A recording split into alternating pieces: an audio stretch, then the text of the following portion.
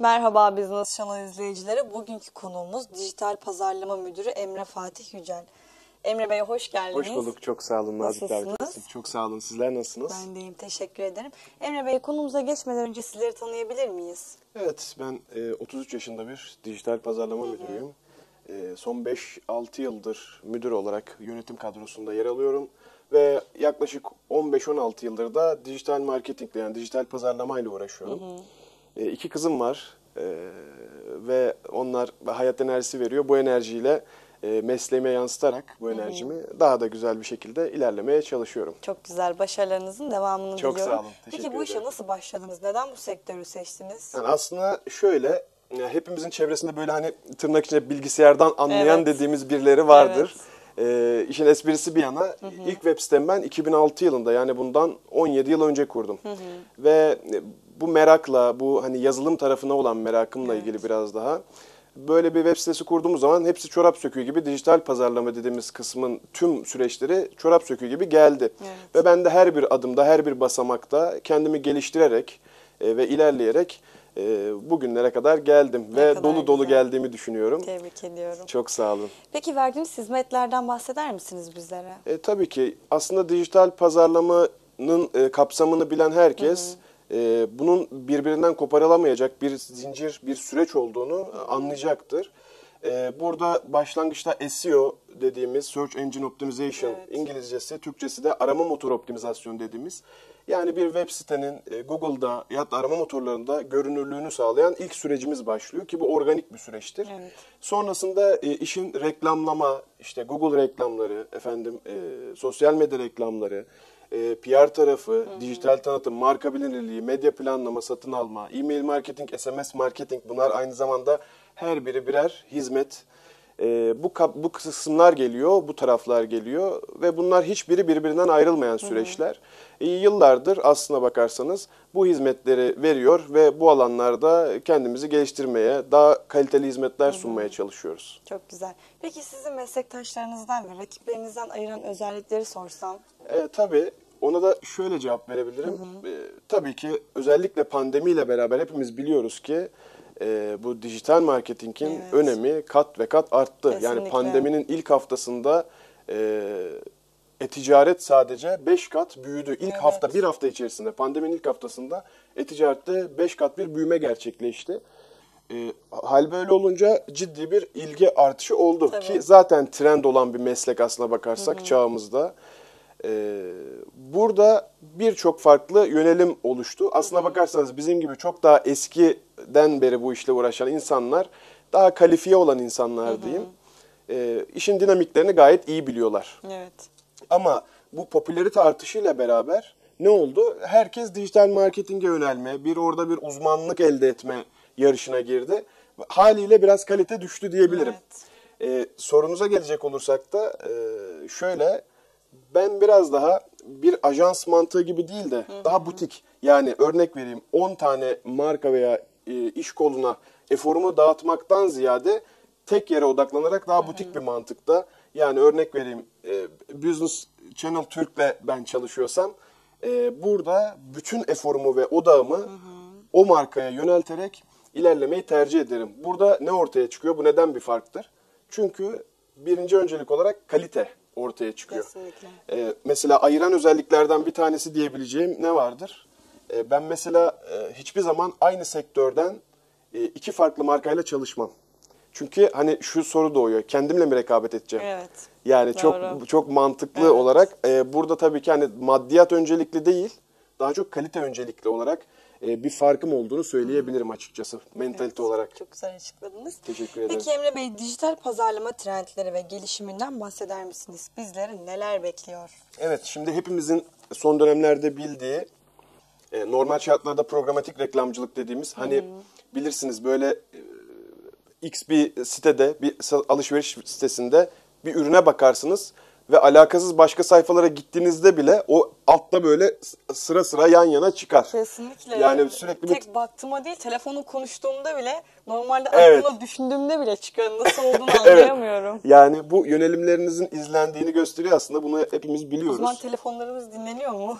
Yani sesiniz dinlenebilir. Buna izin veriyoruz birçok uygulamada. Yani bilirsiniz tabii ki. Yani bu şey değil hani böyle aman Allah'ım hani FBI bizi dinliyor mu, CIA bizi dinliyor mu gibi bir bakış açısı vardır.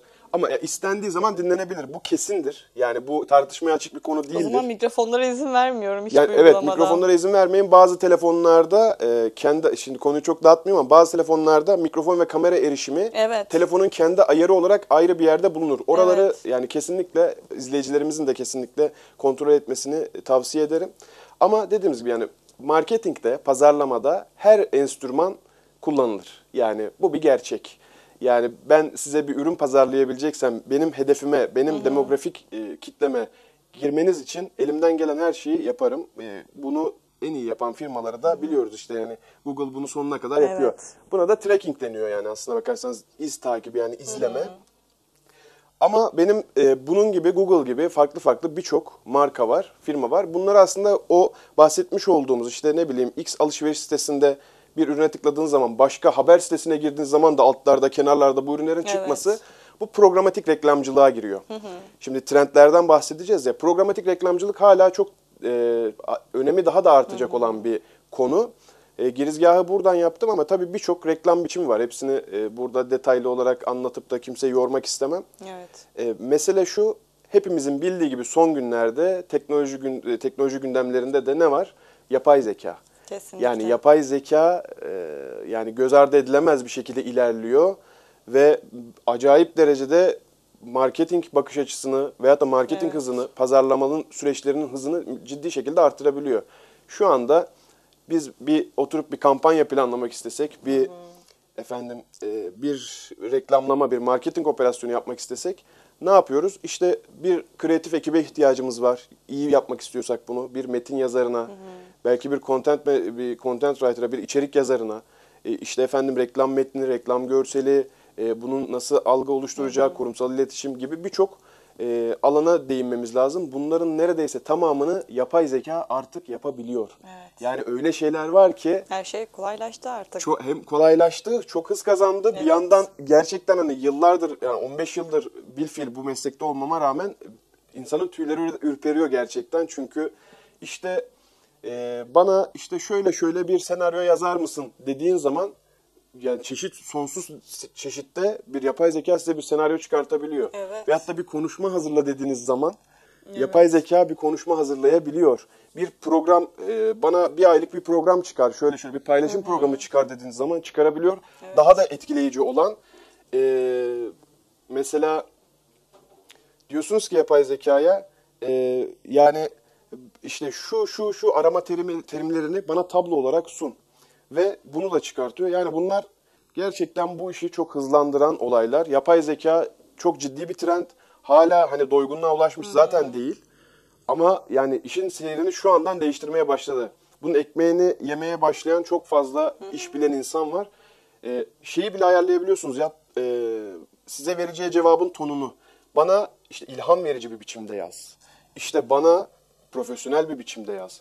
Bana işte esprili bir dille yaz bile diyebiliyorsunuz. Bunlar gerçekten bizim sektörde yani hele SEO ile uğraşan insanlar için falan hem bulunmaz Bursa kumaşı hem de yani büyüleyici bir içerik oluşturmak. Çok güzel bence. Yani çok ileri Kesinlikle seviye. çok geliştirilmiş. İçerik oluşturma işi çok hummalı bir iştir yani çok emek isteyen bir iştir. Yani siz web sitenizde içerik oluşturmak için onlarca yazara ihtiyacınız vardır. Bunların belli bir kalite üzerinde yazması lazımdır. SEO uyumlu olması gerekir. Yapay zeka bunları şu anda yapabiliyor. Hani arama motorları bunları algılayabildiğini açıklıyorlar. Ama tartışmalı bir konu. Kesinlikle. Yani trendler yapay zekaya kaymış durumda kesinlikle. Evet. Böyle bir cevap verebilirim buna. Peki kimler bu mesleği yapmalı? Yapmak için hangi özelliklere sahip olmak gerekiyor? Buraya da şöyle bir girizgah yapmak isterim. Yüzlerce genç yetiştirdim. Yetiştirme gayreti içerisindeyim. Bu da bilabedel yani hiçbir bedel istemeden gençlerimize faydalı olmak adına, bu meslekte ilerleyebilmeleri adına bunu yapıyorum. Ve onlara söylediklerimi söyleyeceğim aslına bakarsanız. Bu mesleğe öncelikle veri okumayı seven insanlar başvurmalı bence. Yani yönelmeli. Aynı yazılımda olduğu gibi, aynı teknik işlerde olduğu gibi, aynı hani para için yapılmaz diyeceğimiz, sadece para için yapılmaz diyebileceğimiz meslekler arasında görüyorum. Bir sevgi duymak gerekir. Ve verilerden hani böyle onlarca rapordan, onlarca veriden zevk alıyor olmak gerekiyor bence. Yoksa hani rakamların, raporların, isteyen verilerin arasında Bir iş olduğunu düşünüyorum. nasıl? Merak da isteyen bir iş olduğunu Kesinlikle, düşünüyorum. kesinlikle. Yani verilerin arasında kaybolup gidebilir insanlar. Veri okumayı seveceksiniz Kesinlikle. ve bunları anlamlandırabilmek önemli. Evet. Emre Bey, sizinle sohbet çok keyifliydi fakat Teşekkür programımızın ederim. sonuna geldik. Son olarak izleyicilerimize vermek istediğiniz mesaj var mı? Teşekkür ediyorum. Sizler de güler yüzünüz, güzel Teşekkür ağırlamanız için ederiz. teşekkür ediyorum. İzleyicilerimize diyeceğim noktada şudur. Teknolojiyi olabildiğince, özellikle işte milletimiz için söylüyorum bunu. Teknolojiden uzak kalmamak gerekiyor. Haberdar olmak gerekiyor. Ben bu konuyla ilgili hem yakın çevreme, işte büyüklerime ve etrafımda tanıdığım, gördüğüm herkese bunu söylüyorum. Teknolojiden uzak kalmamak gerekiyor gerçekten. Bir şey illa kullanmak zorunda değilsiniz. Ya da işte ne bileyim, ben Twitter kullanmam diyen bir insan. Kullanmayabilirsin ama orada neler olduğunu bil. Gerçekten haberdar olmak, bunlarla ilgili refleksler gösterebilmek çok önemli.